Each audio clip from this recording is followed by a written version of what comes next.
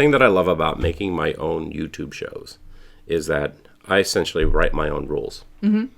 And when you started your Tiki Goth Tiki Facebook group, it's your baby. Yeah. So essentially, you're kind of it's whatever you want in it. Yeah, and the thing is, like, what I want in it is like freaking everything. Like, you tell me what this means to you. Yeah, exactly. I'm not here to write the rules for you. I want to see everybody's, like, their interpretation of what we're doing, because that's far more interesting than, like, me going, like, oh, no, it has to be this, that, and that. Yeah, like, first of all, I was like, okay, is this Tiki or is this Goth?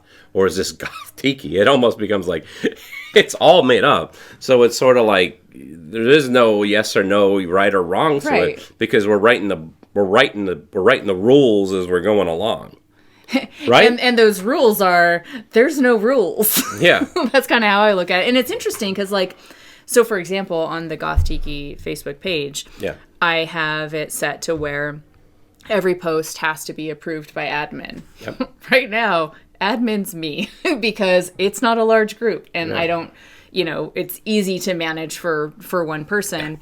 And so it's interesting sometimes, like, in sort of making that decision, because I don't approve every single post, but what I do is not like, oh, does this interest me? Is this what I think? Yeah. I just go like, is this thing goth-ish or tiki-ish? And do I think that the people that are here would enjoy this? And that's really what it comes down to, is like, if I think that this is like in the ballpark enough that the people that are in this group are going to relate to this in some way, then I approve it. There are people who have shared things where I'm like, that's neither goth nor tiki, and it's really not. I don't get the connection. And if I'm looking at it as broad as possible, and I still don't get the connection, then I'm like, I don't think this is the right spot. Yeah. And honestly, like, if I don't approve something, it's not like I don't think it has merit. It's just like, this isn't the right spot. I'm hearing the term thrown around, creepy tiki, a lot. Mm-hmm. And it's like, fair enough. In some ways that would kind of make more sense to, like, the whole over thing, because there's definitely the horror aspect to this all. Yeah. For the creepiness, but goth tiki just sounds so much fucking cooler. Yeah, and I think I think even creepy tiki, I would see that as a little bit more even, like, more inclusive even than goth tiki. I think, like, goth is, like, kind of slicey dicey it a little bit more even than creepy. There's a lot of what it is. There's so much overlap. Trying to describe what hopefully what this channel is, not my channel, but this series and your Facebook group is like. There's a lot of people that are into tiki, and there's a lot of people that are into goth, and we both love both subcultures. Yeah.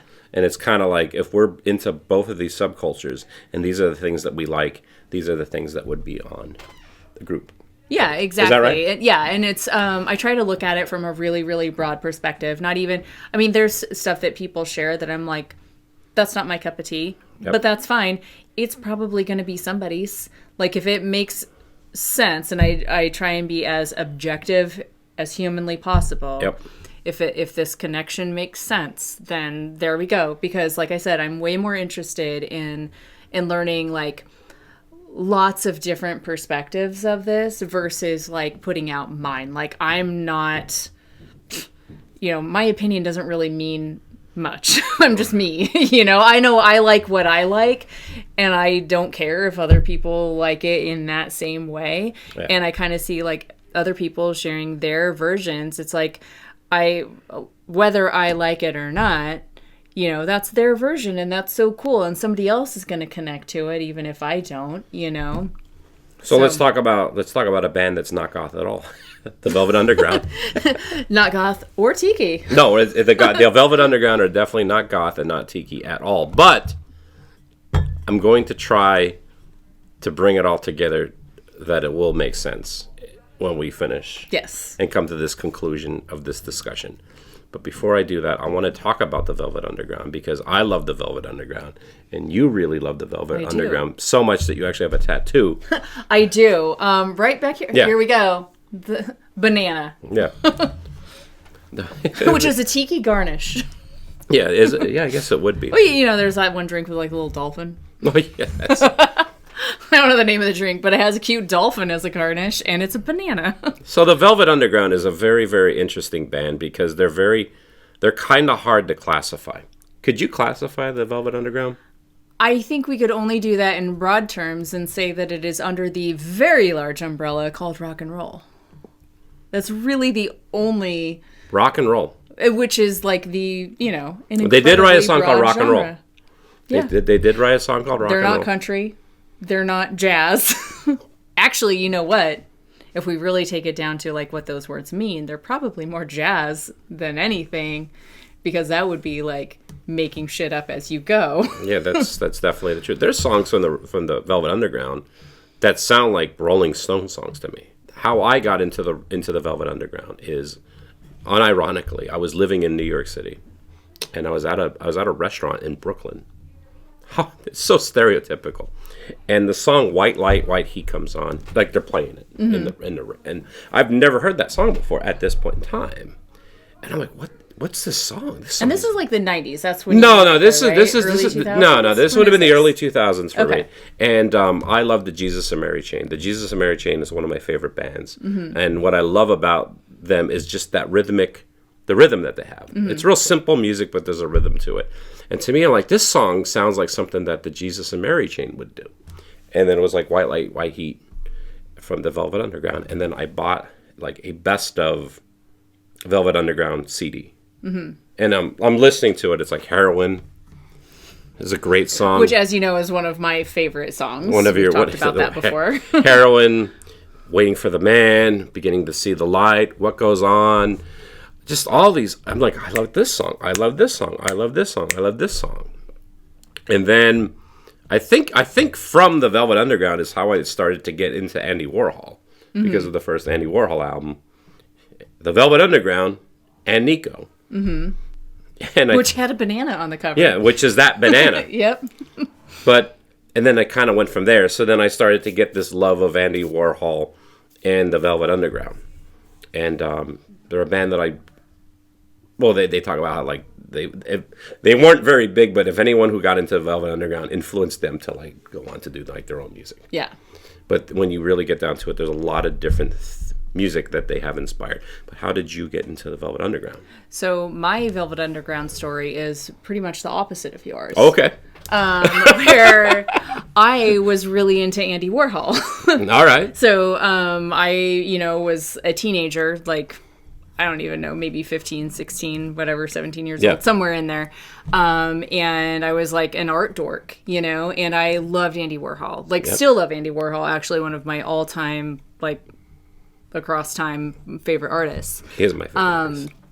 And so in reading about Andy Warhol, learning everything I could about Andy Warhol, because I was so enamored with Andy Warhol, I knew that he had at the factory there was this band and called the Velvet Underground, and I had seen like photographs basically of them, and knew that he had like done this album cover with the banana and everything, and so that's how I learned of the band, through learning about my favorite artist. And then I had found like the vinyl, like the actual album, thrifting at one point, like as a teenager, and recognized it as like, oh, that's the Andy Warhol band. Yep. And bought that album. And like the first time I listened to it, my response was, what the fuck did I just listen to? Because because of Nico's voice? It was everything. Because when you go into a band like that, where like my only knowledge was that Andy Warhol was involved in the recording of this album. So this is purely from a visual perspective, right? I had no idea what kind of music it was going to be. I knew nothing. I knew Andy Warhol did the cover and they were hanging out at the factory. Like, that's what I knew. So when I listened to it and I heard songs like Venus in Furs, which also at the time, I'm a teenager, like Sexy Times Are New. And I was like, whoa, like that's some spicy stuff, And then Heroin, where it's also like, well, drugs are bad, kids, but that song is interesting. But Lou's really loving it, yeah, so I listened to this album. I'm like, I did not even know what to make of it, you know? And it took a few, I was like, but also I was super, as you might imagine, I was a really pretentious child. Yeah. So I was like, well, this is cool people like this, so I definitely like this. I just don't understand why yet. And I had to, yeah. So I had to give it. What kind of music do you like, Jamie? Pretentious music. Pretentious music, because I'm pretentious. Well, that's and the thing is, like, that's not the first Velvet Underground is the word is experimental. Yeah, exactly. There is a lot of different types of things going on. So much into their sound, and you're right. It really was experimental. And I'll be the first to say, as much as I love the Velvet Underground. Oh yeah, there's definitely songs from them that I'm not a fan of. That I'm just like I listen to them like. Yeah, I don't get what they're going for with this. But the songs that I love. Yeah, and I can say I genuinely like them, their music, their like everything that they did, and a lot of that really comes from that looking at it from an artistic perspective and not just, not even just a musical perspective. But it took a few listens because, like I said, I didn't know what the fuck I was listening to at first. But after a few, like I started to appreciate it for what it really was. And now, flash forward like many, many years later, I really genuinely do love them. Everything about them. I do too. I just didn't know why at first. Now at 40 whatever. Well, I know why.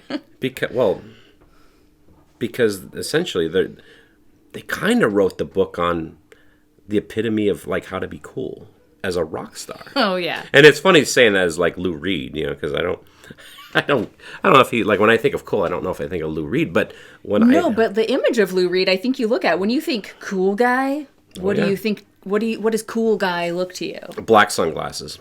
Black leather jacket. Black leather jackets. Black t-shirt. There's a lot of black. A lot of black clothing. Moodiness. I think kind of I can't even do it right because I'm not that moody, but like kind of a snarl, kind of a, Well, then they have those things that was at the Dom is like the Great, what was it called? The Great Happening, when the Velvet Underground would play. Okay, yeah. What was it called? It wasn't there? The Inevitable. The Exploding Plastic Inevitable. Yeah, that's it. Where the thing is, it wasn't just like going to see a band play. Like they would have visuals. It was an experience. Yeah, and I think Andy Warhol might have been there, but like. Well, didn't they do a lot of that, like where you'd have like kind of a projection, but it was like with the old school, like the old school projection, you'd have like this, like a dish of like oil and food color, and it was all like this swirly psychedelic thing going in the background, but it was all literally like happening like in a tray, like on the thing. Yeah, they'd have like a it kind of looks like the lights back here. Yeah, like this is LED, but so it was like this is our own projected. This is our own exploding plastic inevitable. So you may be asking yourself, how can I join the Tiki Goth Club? Well, there is no membership. There are no fees, but I have shirts for sale. They're $20 a piece, $5 shipping and handling. If you're interested, go to my website, tikiwithray.com. There's a prompt that says buy a shirt. Follow that, and then that's how you can get your own. But they kind of wrote the book on like what cool looks like. Mm-hmm. But when you get into like goth, how goth is, how you look, the image of it, outside of like the Victorian clothing, like again, like bringing back when I saw pictures of the Velvet Underground. I'm like, well, obviously this is where the Jesus and Mary chain stole their idea from. Because I'm like looking at them, like they're all wearing the sunglasses, they're all wearing the leather jackets, it's all black on black on black. And it's like, the Velvet Underground are not goth. But I definitely think a lot of people that were into goth borrowed elements of their image. Absolutely. And I think, like, had they done what they did 10 years later, because they were doing what they did in like 68, 69, had they done that in 78, 79, 88, 89, they would have been lumped in with goth. Oh, fuck yeah. But Absolutely. They were doing it in the 60s, and there wasn't anything like it. So all that experimental stuff, that was legit. Like there was they weren't doing the things that anybody else was doing, so nobody had a name for it because it didn't exist yet. And I think another thing, I mean, I wasn't alive in the late 60s, so I can't, well, that's how things were, but I'll tell you what, there's a big difference between like 67 with the Summer of Love and the whole hippie thing going into like 68 and 69, because like I'm a big fan of the Doors. And I was talking to my friend Doc, who I've had on the show, and we're talking about the Doors, and I was like, were they like a hippie band? He's like, how could they have been? I mean, they were writing songs called The End, and like about killing. Their stuff is really like dark and atmospheric, and it would have been considered goth. He's like talking about killing his mom, killing his dad and fucking his mom. You know, it's like, this is not peace and love kind of shit. And the thing is, like the Velvet, like the Stooges and like the MC5 was like the late 60s, it's 1969, okay, war across the USA, Yeah. You go into, like, the Velvet Underground, like, in the late 60s, they're not singing about peace and love. He's talking about getting high. Yeah. It's like... And not just, like, the hippie weed kind of high. No, we're talking about heroin. Heroin. I'm searching for my main line. I couldn't hit it sideways. I'm waiting for my man. Yeah. Say, hey, guys, here's another song for the band. Well, let me guess, Lou, it's about heroin, right? Yeah, how'd you guess? This is how I'm going to bring it to Tiki. Don the Beachcomber. Mm-hmm. Heard of him. Yep. Yeah, you might have heard of him. Yep. You might have heard it, but he is considered to be the godfather of Tiki. But the ironic thing about him is that he opened up the first Don the Beachcomber location in like the early 30s. Mm-hmm. And if you go back and you look at those pictures of like the first Tiki bars, or even the first Trader Vic's locations, you look at it like, oh yeah, that's a Tiki bar. But one thing's missing. What's that? The Tikis. There's literally no Tikis in any of these pictures. And you realize like the Tiki icon didn't come into play until like the 50s. So you have like over a decade of these Tiki bars being built that have no Tikis in it. Although he's considered to be the godfather of Tiki. The reason why is because he kind of set the stage for like what Tiki would become. We're talking about like think of like Iggy Pop. Mm-hmm. He's considered to be like the godfather of punk. Yes. And the Stooges are fucking raw as shit punk. Now, they are punky. Yeah. But it would be very hard for me to call them a punk rock band. Because when I think of punk rock, I think of like the Sex Pistols. Yeah. The Ramones. Which is, that's punk because that's rock. all late 70s. Late 70s. Stooges were late 60s. Again, you have like Iggy Pop was kind of writing the book and doing the things that would be considered, would become punk rock. But would later be called that because at the time, again, they're just doing a thing that nobody else was doing. Nobody had a name for it. There wasn't a name for it, until and it's like, what is it, a retrospective thing. Yep. Like even like bring it, like even with the Jesus and Mary chain. For the longest time, I clumped them into like shoegaze. Mm-hmm. And then you realize, like, well, no, they're actually not really shoegaze. I mean, but that whole idea, the whole term of shoegaze is that you'd have these bands and they'd have like zero stage presence because they'd literally be looking at their shoes. Gazing at their shoes. While they're playing. And everybody there also was just like, everybody looks like they're not really enjoying anything. That's the Jesus and Mary chain. Yeah. Like literally, they look like they're unamused. They're looking down. They're pushing some guitar pedals. Just doing the thing. So when you think about the Velvet Underground, no, they're not goth. But goddamn, there's a lot of elements from the Velvet Underground that aren't that, right? And I would say, I would venture to guess, because also, wasn't really around then, that the very early goth people who were called goth, so, early days, late 70s, Bauhaus, Joy Division, whomever, I would say they were probably listening to the Velvet Underground. Those would have been like influences that they were drawing from because they were young kids themselves at the time. They'd have, what came before them. Like if you were to ask Dave Vanian, like back in the 70s. So yeah, did you ever hear of the Velvet Underground? Dave Vanian's like, who's that? Or like, yeah, you're absolutely like all those bands had to have been into the Velvet Underground. Yeah, there are connections there, just visually and audio, that you can draw those lines that they actually you can tell that influence was happening. And And the atmospheric, presence of everybody in that time as well. And bringing it back to the original topic that we're talking about, like when it comes down to what is tiki or what is goth, what is goth tiki? What is goth tiki? And it's one of those things where it's like you can't. It's very hard to like put a finger on it. It's just one of those things where it's like you just kind of it's like a feeling, like you just kind of know.